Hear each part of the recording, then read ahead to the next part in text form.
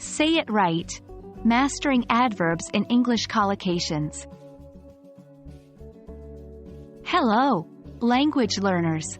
Today, we're going to dive into an incredibly important, but often overlooked part of advanced English vocabulary: misusing adverbs with collocations.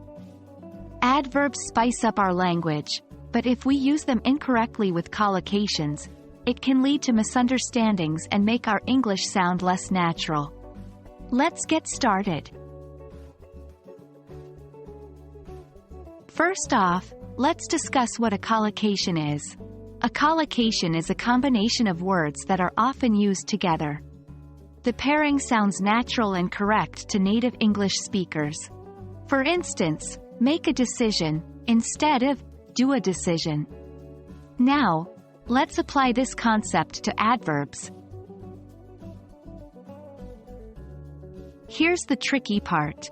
Adverbs, words that modify verbs, adjectives, or other adverbs, often get misused in collocations. A common mistake is using the wrong adverb with a particular verb, adjective, or other adverb. For instance, you would say, highly successful, not very successful. Another mistake is using an adverb where it's not typically used. For example, I run quickly is correct, but I quickly run sounds awkward, even though it's grammatically correct. Now, how can we avoid these mistakes? Here are some tips. 1. Learn collocations as whole phrases. This way, you'll know which adverbs typically go with which verbs, adjectives, or adverbs. 2. Read and listen to English.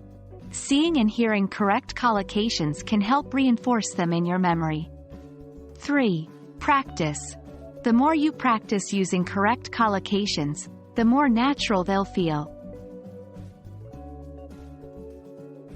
Let's look at some commonly misused adverb collocations and how to correct them.